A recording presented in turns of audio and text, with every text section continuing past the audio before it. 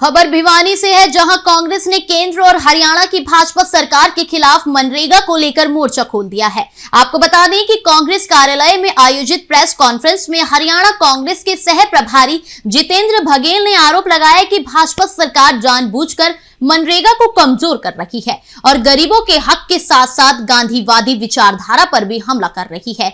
जितेंद्र बघेल ने कहा कि मनरेगा कोई योजना नहीं बल्कि ग्रामीण भारत की अर्थव्यवस्था की रीढ़ है, लेकिन भाजपा सरकार ने इसके बजट में कटौती कर गरीबों के रोजगार पर सीधा वार किया है। कांग्रेस ने आरोप लगाया कि 100 दिन के काम की गारंटी को सीमित किया जा रहा है, मजदूरी तय करने का अधिकार छीना जा रहा है और पंचायतों को दरकिनार कर ठेकेदारों के जरिए काम कराया जा रहा है। कांग्रेस ने मांग की है कि मनरेगा में किए गए बदलाव तुरंत वापस लिए जाए, काम और मजदूरी की संवैधानिक गारंटी बहाल की जाए और न्यूनतम मजदूरी 400 रुपए की जाए। इस मौके पर शहरी जिला अध्यक्ष प्रदीप जोगी और ग्रामीण जिला अध्यक्ष अनिरुद्ध चौधरी ने भी सरकार पर समय पर भुगतान न देने का आरोप लगाते हुए गांव-गांव आंदोलन की चेतावनी दी है। और हमारे पीछे जो भिवानी जिले के हमारे कांग्रेस के वरिष्ठ नेतागण हैं, वो सारे साथी आए हुए हैं। सबसे पहले तो ये बहुत महत्वपूर्ण विषय है, जिस विषय पर हम लोग चर्चा करने जा रहे हैं कि जिस तरह से भाजपा सरकार लगातार मजदूर, किसान, महिलाओं, युवाओं के अधिकारों को कुठाराघात कर रही है और उसको छीनने जा रही है। उसी संदर्भ में इन्होंने जो नरेगा की स्कीम को धीरे धीरे करके जो बंद करने का जो षड्यंत्र रच रही है, उसके लिए कांग्रेस पार्टी सतत प्रयासरत है और हम लोग संघर्ष करेंगे कि जो हमारी 4 मांगे हैं वो 4 मांगे मानी जाए। इसी संदर्भ में आज हरियाणा के प्रत्येक ज़िले में हम लोग प्रेस कॉन्फ्रेंस कर रहे हैं और हमारी विधिवत शुरुआत हो रही है। इससे पहले 8 तारीख को हमारी प्रदेश लेवल पर प्रेस वार्ता हुई थी और आज प्रत्येक ज़िले के हेडक्वार्टर पर चल रही है।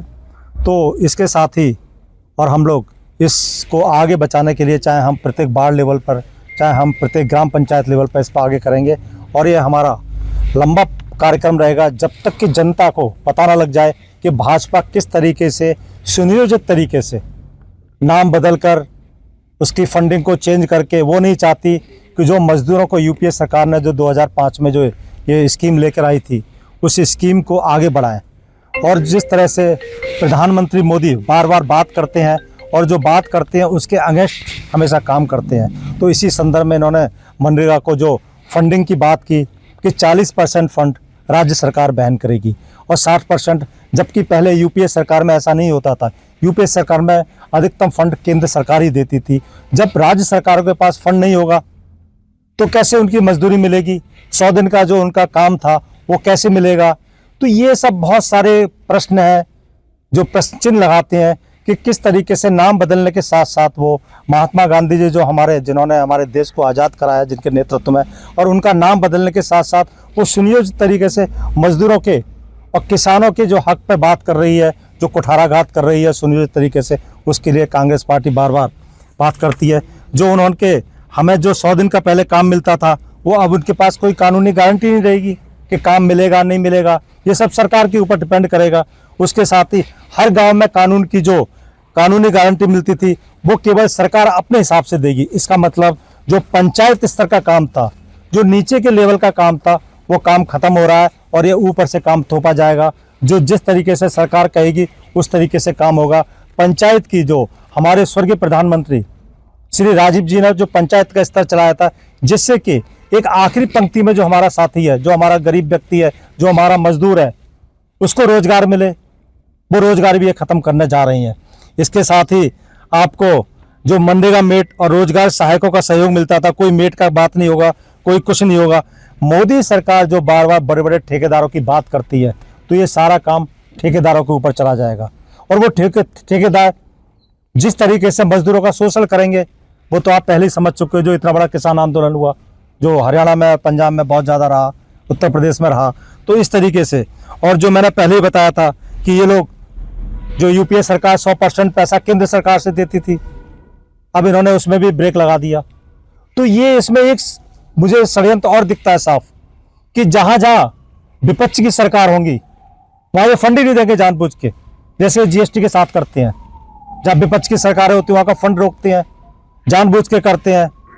आप अभी देख लीजिए पश्चिम बंगाल में हाल देख लीजिए क्या चल रहा है, कर्नाटक में देखिए क्या हाल चल रहा है, तेलंगाना में देखिए, तमिलनाडु में देखिए, झारखंड में देखिए, तो ये भाजपा सरकार दोगली नीति अपना रही है। और दोगली नीति अपनाने को जो किसानों, मजदूरों, महिलाओं, युवाओं, जो शोषित समाज है उनके साथ, बहुजन समाज के साथ जिस तरीके से बर्ताव कर रही है, उसका हम पर्दाफाश करने आज से विधिवत तरीके से हम शुरुआत कर रहे हैं। हमारी इसमें मांग है कि जो हमारी 4 मांगे हैं, इसमें मैं ये पूरा आपको भी दे दूंगा, पैम्पलेट पूरा है, ये सारा आपको मिल जाएगा ये।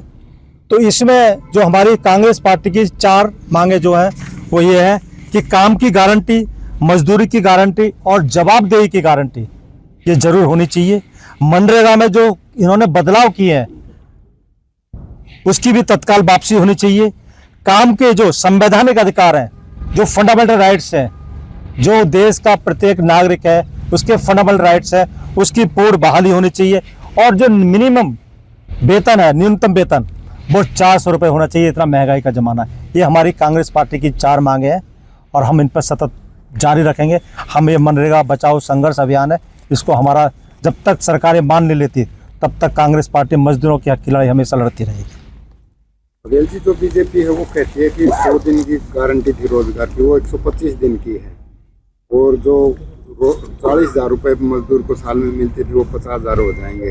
अगर वो 15 दिन लेट हुई पेमेंट तो ब्याज समेत मिलेगी। तो वो कह रहे कि देखिए, भाजपा जो बात कहती है ना, पहली बात तो जनता का विश्वास भाजपा से उठ चुका है, क्योंकि भाजपा जो बातें करती है वो कभी पूरा नहीं करती। इससे पहले किसानों के लिए भी उन्होंने बहुत कुछ बोला, महिलाओं के लिए बहुत सारे लगाए, उन्होंने आय भी बढ़ाई थी, किसानों की आय बढ़ेगी, यही है, लेकिन आज तक कोई पूरा नहीं हुआ।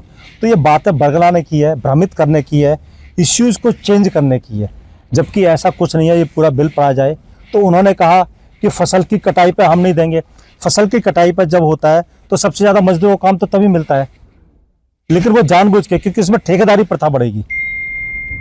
जब बड़े बड़े जो किसान होंगे वो फिर अपने हिसाब से शोषण करेंगे, वो अपने हिसाब से रखेंगे।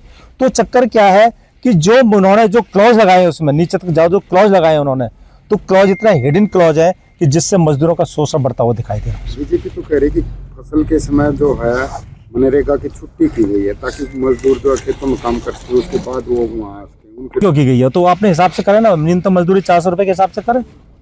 छुट्टी क्यों कर दी? जब काम मिल रहा था छुट्टी क्यों कर दी? छुट्टी किस बात की है? जब काम मिलने का टाइम है फसल का तब तो छुट्टी कर दी, तो बाकी क्या काम कराएंगे? वो मनरेगा में काम करते हैं, फिर वो फसल का भी काम करने, उनको तो दोहरा फायदा होगा। नहीं तो दोहरा का फायदा होगा। आप जब MSP का मतलब क्या होता है? मिनिमम सपोर्ट प्राइस, ऐसे ही उसमें 400 रुपये न्यूनतम मजदूरी कर देना, वो भी तो सही है। तो वो क्यों नहीं किया उन्होंने? उस पर क्लॉज क्यों लगा दिया? जब आपको काम मिल रहा है फसल कटाई पर तो उस पर आपने क्लॉज लगा दिया कि उस टाइम काम नहीं मिलेगा। काम नहीं मिलेगा क्यों कर दिया? इसमें एक बात हम और जोड़ना चाह रहे हैं जगबीर जी। देखिए, भारतीय जनता पार्टी की सरकार जब भी कोई कानून लेके आती है वो हमेशा लोगों को आपस में, जब किसान के काले कानून आए तो आड़तियों को और किसानों को इन्होंने भिड़ाने की कोशिश करी। इसी प्रकार से इन्होंने जो ये कानून लेके आए हैं इसमें भी ये किसानों को और मजदूरों को भिड़वाने का काम कर रहे हैं। ये एक प्रमुख अखबार में आज एक खबर छपी है कि जी राम जी सारे फैसले केंद्र के हाथ में, भेदभाव की आशंका, राज्यों पर भी 4 गुना